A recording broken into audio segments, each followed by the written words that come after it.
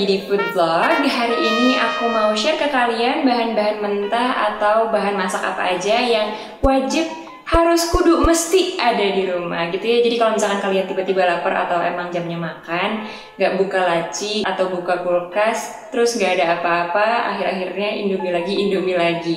Jadi at least kalian bisa masak sesuatu. Nah, video ini terutama ditujukan kepada orang-orang yang mungkin tinggal sendiri atau jauh dari keluarganya, terus juga yang baru-baru belajar masak mungkin, terutama untuk yang menekan budget atau mencoba hemat, low budget ya. Jadi otomatis video ini very anak kosan friendly, supaya kita semua bisa survive, apalagi yang menjalani #self-quarantine, #di rumah aja. Karena tadi aku menekankan di bagian low budgetnya, jadi mungkin video ini bisa jadi kurang cocok untuk yang menjalani diet atau pola makan tertentu kayak low carbs atau keto atau vegetarian, vegan. Dan again, coba kalian sesuaikan sendiri karena kalian yang lebih mengerti sama diet kalian. Tapi nanti pun tetap akan aku coba mention substitusinya apa aja. Video ini akan aku bagi jadi 4 bagian. Yang pertama adalah karbohidrat, yang kedua protein dan lemak, yang ketiga sayur-sayuran, yang keempat buah-buahan. Sebelum kita mulai, jangan lupa like, subscribe, share, dan komen juga boleh banget. Thank you! Oke, so kita mulai dari karbohidrat. Karbohidrat pertama yang harus banget ada di rumah, apalagi katanya kalau orang Indonesia nggak makan ini tuh belum makan gitu katanya. Beras yang kalau dimasak jadi nasi, tumpah. Buat orang Indonesia sangat-sangat wajib gitu ya. Beras itu versatile karena bisa dimakan sebagai nasi aja, bisa jadi bubur, dari nasi bisa jadi nasi goreng. Untuk yang diet low carb mungkin bisa diganti dengan potato atau kentang. Dia bisa direbus, dikukus, di-bake, kentang goreng juga bisa. So this is very versatile. Karbohidrat yang kedua yang harus ada adalah pasta. Yang paling gampang ditemukan biasanya spaghetti ya. Ada bentuk-bentuk yang lain bisa mewarnai makanan kalian dengan bentuknya yang lucu-lucu dan macam-macam itu. Ini juga versatile. Kalian bisa bikin carbonara kah, mau yang creamy, mau yang pakai tomato paste, atau mungkin mau bikin aglio olio pakai pesto juga bisa. Ini juga macam-macam banget. Yang terakhir, karbohidrat yang menurut aku juga penting banget karena dia cukup versatile juga, bisa asin, bisa manis, terutama bisa dimakan pas sarapan, yaitu roti. Rotinya terserah lah ya, mau roti gandum, mau roti putih biasa, mau yang pakai kulit atau enggak, terserah. Bisa untuk breakfast, bisa untuk lunch, bisa buat dinner. Roti itu very versatile. Nah, sekarang kita masuk ke protein dan lemak. Ini mungkin bagian yang pembedanya banget buat nanti untuk yang vegan atau vegetarian. Jadi kita mulai dari protein yang menurut aku sangat-sangat versatile, rasanya pun enak banget. Ini kayak makanan dewa-dewa, dia bisa jadi bagian dari makanan lain, tapi bisa juga dimasak sendiri. Dia adalah telur. Aku personally suka banget sama telur. Kayak kalau di dunia ini cuma bisa pilih satu makanan yang bisa dimakan, itu I'd definitely choose eggs.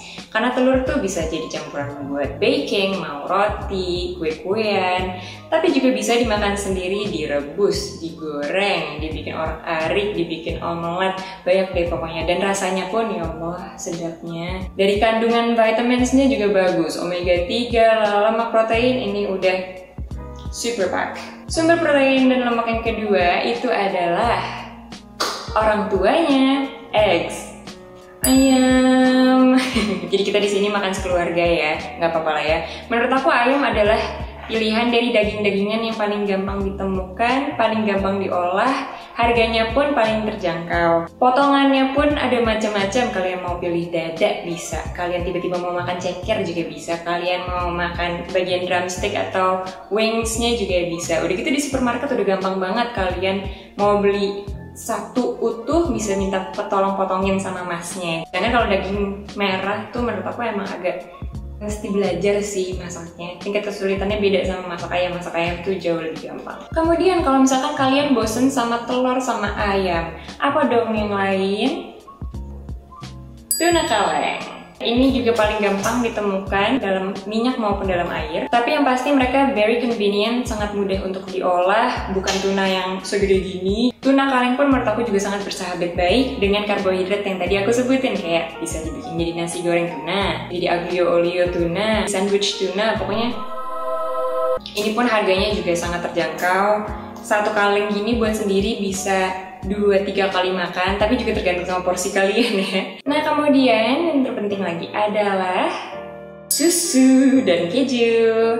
Dairy products yang menurut aku harus banget ada di rumah itu adalah susu dan keju. Mereka adalah sumber protein dan lemak dan vitamin yang baik juga. Udah gitu temenan baik banget sama pasta. Jadi kalian bisa bikin pasta-pasta yang creamy itu pasti pakai susu, pasti pakai keju. Kalau misalkan mau bikin nasi goreng keju atau roti juga bisa banget pakai keju. Susunya juga bisa banget dibikin untuk French toast. Jadi dua ini tuh bersahabat baik dengan karbohidrat yang barusan aku sebutin. Nah, kalau untuk yang vegan atau vegetarian, paling gantinya kayak susunya bisa diganti dengan susu kacang-kacangan lah ya. Susu almond, soy milk. Untuk sumber proteinnya bisa protein nabati kayak tempe, tahu. Dan bisa juga kacang-kacangan. Kayak ini, mixed nuts, ada almond, pumpkin seeds, walnut, cashew. Tapi aku sih punya personal favorite untuk lemak nabati. Apa itu? Dan ini lemak sehat banget, which is alpukat. Dia benar-benar bisa manis, bisa asin, bisa buat salad juga. Jadi ini pengganti ya kalau misalkan kalian vegan, vegetarian. Kalaupun enggak juga bisa banget makan alpukat. Apalagi alpukat mentega karena mereka benar-benar buttery. Nah sekarang kita masuk ke sayur-sayuran. Sayur-sayuran itu penting ya untuk kalian. Jangan lupa penuhi kebutuhan serat di tubuh kalian. Nah, yang menurut aku penting banget adalah sayur-sayuran hijau terutama. Jadi, yang pertama gampang diolah itu adalah salads. Kenapa aku bilang gampang? Karena basically kalian nggak perlu masak. Ini tuh tinggal disiangi, dicuci, plating, terus abis itu pakai dressing apapun terserah, mau balsamic, Italian dressing, mayonnaise juga bisa, terus toppingnya bisa macam-macam, bisa tadi pakai telur gitu ya, telur direbus bisa, pakai ayam bisa, pakai tuna bisa, pakai sedikit potongan roti dibakar juga bisa, dan cukup fulfilling juga tergantung kalian masukinnya apa aja. Aku sering beli yang merek Amazing Farm karena dia ada macam-macam dedaunan. Ini ada oak leaf, red oak leaf. Ini ada green butterhead, terus mereka juga ada Salanova, pokoknya ada macam-macam banget. Kalau misalnya nggak suka salad, yang menurut kalian salad tuh terlalu kambing gitu, well ada pilihan lain yang bisa dimasak kayak kangkung atau bayam yang sebenarnya masaknya pun cuma perlu 30 detik sampai 1 menit. Masak sayur itu sebenarnya sebentar aja asal dia matang, warnanya hijau bagus, vitaminnya pun masih ada di sana. Cuma diingat-ingat, sayur itu harus langsung habis, nggak boleh dimalemin, nggak boleh dibesokin. Karena nanti udah nggak ada vitaminnya juga, ngapain kan kita makan? Personal favorite, brokoli. Cuma banyak yang nggak suka brokoli ya, makanya aku juga bingung sebenarnya kayak cobalah brokoli itu enak banget. Tadi kan kita punya keju, pakai saus keju, aduh enak banget. Nah sekarang kita ke buah-buahan. Aku tahu tadi aku udah sebut alpukat, tapi aku lebih ngerasa dia tuh lebih ke penyedia lemak sehatnya. Jadi kalau untuk buah-buahan yang paling gampang bisa ditemukan dan harganya pun terjangkau itu adalah pisang dan apel. Kalau berdasarkan pengalaman sendiri, apel red bell itu kalau nggak salah yang paling murah deh. Tapi rasanya juga manis, nggak terlalu besar. Pisang itu juga banyak kandungan yang baik, potasium, kalium, ada sedikit karbohidrat juga kalau nggak salah. Jadi kalau untuk sarapan juga mengenyangkan. Mau kalian pakai yogurt juga bisa banget. Terus kan ada yang bilang katanya an apple a day keeps the doctors away. Jadi make sure kalian punya dua ini di rumah. Jadi kebutuhan akan serat dan vitaminnya terpenuhi. So that's it. Itu dia tadi So that's it, itu dia tadi bahan makanan mentah atau bahan masak yang harus kudu mesti wajib ada di rumah, yang bisa kalian olah, yang bisa kalian satukan antara karbohidrat, protein, dan sayur-sayuran, juga bahkan sama buah-buahannya. Semoga ada di rumah dan mudah kalian cari juga.